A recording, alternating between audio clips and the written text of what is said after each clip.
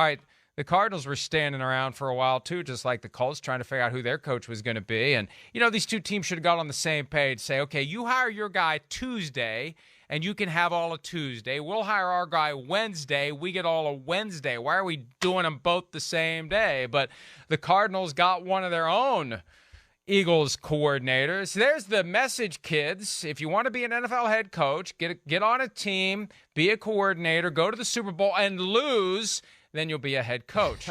Jonathan Gannon, the Eagles defensive coordinator, now the head coach of the Cardinals.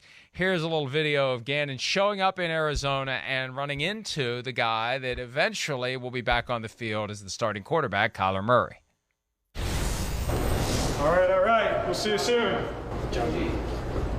Kyler's in the weight room. He's in there? Just talking to school. We got no more. Now that's a done deal. Hey, cut. Let's go. John G.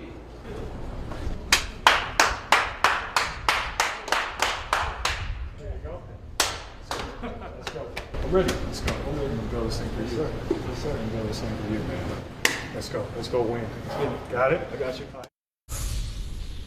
Audio's not great on that. Sorry for anyone listening on Sirius XM 85, but it was Jonathan Gannon leaving the facility after he took the job. Owner Michael Bidwell saying, oh, by the way, Kyler Murray's in the weight room today. Jonathan Gannon goes down the hall. He drops the stuff. Let me go say hi to him. Very.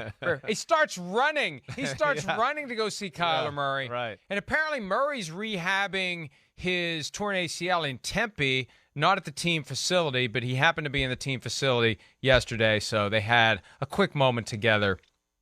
That's going to be the big challenge for Jonathan Gannon. Defensive guy, you better find a coordinator / quarterbacks coach who can come in and get on the same page with Kyler Murray, and you better hope the guy doesn't do a really good job of it, because then what happens? That guy becomes a head coach, and you got to find another one. It's a you tough got a franchise quarterback, particularly. Yeah. I thought they were going to hire Brian Flores. They'd be in the same boat if they had, but you got a great quarterback, and you want to get the most out of him, and his career's at a crossroads. This is a risk, and I hope it's a calculated risk by Michael Bidwell to go with a defensive coach, because once Kyler Murray gets comfortable with this new staff and does really well, that's when you say farewell to the offensive coordinator. You better hope somebody else on the staff is ready to step in and continue that relationship in a positive way. Yeah, no, I mean, you're right. That's the current status of the 2023 NFL. And, the way we see offensive coaches get hired and rise up the ranks quicker than ever before. I mean, we don't have to, explain it any more than what we've seen here just today. As far as Shane Steichen, how quickly he rose up the ranks and became a head coach. But hey, I'm a fan of the hire. I am. I mean, again, Jonathan Gannon. First thing, who did he learn from? He learned from some really damn good defensive coaches, Matt Eberflus, Mike Zimmer. Right? We could say what we want about Mike Zimmer and how it ended in Minnesota. We know he was a good defensive mind, knows how to coach DBs, do all that stuff. So I love the school of coaching he's from, and he showed some stuff to me, at least in the last 2 years in Philadelphia. Let's not forget, 2021, the Eagles, the way they played defense, kind of simple. If you break it down, you look at the teams, the quarterbacks that played them last in the 2021 season. I mean, oh my gosh, they tore apart the Eagles. Eagles were kind of basic. They tried to play sound, and we're just not going to be out of position and do all that. And if you remember, right, like Brady, Herbert, Mahomes, Derek Carr, they all had games where they were like 28-31, 30 for 34. They just tore them apart. He kind of reevaluated himself this offseason, and he ran a different defense that was much more aggressive and creative and, really tried to squash some of the things you do. It was no more, we're just going to play safe and sound. Now, hey, you saw that. It came back to bite him a little bit in the Super Bowl because he faced off against another great offensive mind. But I like the hire. But, yeah, I would think that, the offensive coordinator position, all of that, I would hope that he's got a few guys, was sitting there waiting to be hired and has explained that to the Bidwells. And they got somebody in mind that we'll hear about here in the next day or two.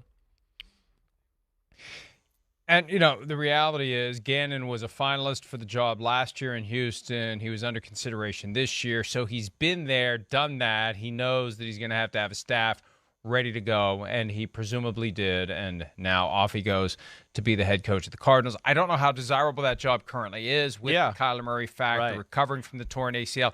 It does give a new coach a little bit of a buffer, like, hey, what do you expect from me? Like, your starting quarterback has a torn ACL. He's not going to be back on the field until the middle of the season at best. And then you go through the process of figuring out whether or not he can become the guy he needs to be. How good do the Cardinals expect to be? What are the real expectations? How much time is Gannon going to have to turn it around? Or is he just going to be the next guy to eventually be fired? We'll see how it goes. But, the reality is there's only 32 of these jobs, but some of them are better than others. This one may not have been as desirable as some of the others. If I was ranking the 5 this year, it probably would have been at the bottom. We didn't do that this year. Usually we rank them. This year, I'd say the Cardinals would have been at the bottom. I don't know which one would have been at the top, but the Cardinals probably would have been at the bottom. Yeah, well, there's some work to your point, and you got to figure out, the quarterback, what you do, how you want to play around him, what makes sense, as far as style of play with him.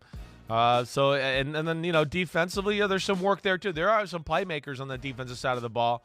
It's two of with Thompson and Buda Baker. It's one of the better safety combinations in football. They got Marco Wilson and Byron Murphy are 2 damn good corners on the outside. We talked to one of the linebackers, and Isaiah Simmons. They got Zaven Collins there. So he's going to have some pieces to play with on the defensive side. They got to get another defensive lineman or 2 that can be game changers, right? Isaiah Simmons talked to us. It was big that they lost Chandler Jones. You could say what you want, but his presence on the outside was a huge thing. And they got no more J.J. Watt. So they got some work to do there. You're right. It's maybe one of the least desirable ones that are out there, but not that bad. There's still a lot of positives to look at. And I think the big thing to me, Mike, is kind of what you brought up. That offensive coordinator spot, who's he going to hire? What's his vision here of the offense? Is there somebody else he's going to be able to pillage from the Philadelphia Eagles coaching staff that is going to make the offensive coordinator? I'm going to be very interested to see what he does in that department. Well, we put the graphic up. Let's put the graphic up again of the 5 vacancies. I was trying to rank them in my head. I don't know. None of them look all that great to me when you consider the Texans are the worst. I think, if anything, the Texans, I don't know. Are they, though? You come in there with a high pick. I hear you. You come in there after they have fired their coach consecutive years. You got a 6-year contract. You have an opportunity to do your thing without any real expectations. The Panthers' job, you got an owner who's kind of demanding and involved, and you just feel like he'll kick you to the curb quickly if you don't turn things around, that he's getting very impatient and has been impatient. With the Broncos, you got the Russell Wilson factor. With the Colts, you got Jim Irsay. I think I hate to say it, the most dysfunctional football operation of the past few years may have been the most attractive of these 5 openings. I don't know. Yeah. It's that none of these really jump out to me as, man, I got to go take that job. And I understand why Sean Payton locked onto the Broncos job, because the fan base is great. The ownership has the cash to do whatever needs to be done to go out there and get the players you need. And maybe if you have to move on from Russell Wilson, you just bite the bullet and you do it at some point. But there are reasons to not like every one of these jobs. Yeah, and sure. There's plenty of reasons to say, hey, the bar is low. The arrow can go nowhere but up at this point for the Texans. Maybe that is the best of the jobs. And you're in that division where, the Titans may be starting to dip, and who knows what the Jaguars are going to be. And maybe they're going to take it over, but you feel like you have better room to compete there. I mean, I hear you. You can make a case, I think, for a lot of these. You're right. There's a blank canvas in Houston, but I think there's a lot of work to do there. So it's like you said, okay, yeah, it's blank, but you're also going to be picking from guys that are unproven. You don't know what they are in the NFL, and can those guys, flourish to what you think they're going to be? There's a reason these jobs are open. It's not always just because the head coach was bad. It's usually because the roster had some issues there as well. But again, I think there's enough positives here with Arizona where you just go, hey, it could be worse. We do have a quarterback. We do have a guy that's got a pretty damn good, skill set. You got a few little weapons to play with as far as, at receiver and running back. So we'll see where that goes. Jonathan Gannon, the one thing I always hear about him, I don't know him, is just energy and the ability to lead people and men. You kind of can see that on the clip there. He's a high energy, in your face, no nonsense kind of guy. So I'm excited for him. And now the coaching hires are done, and doesn't seem fair to everybody out there, but congratulations to the ones that did get jobs. And, here we go, 2023. Hi, it's Mike Florio. Thanks for watching PFT on YouTube. Hit subscribe for the latest news and analysis from Pro Football Talk.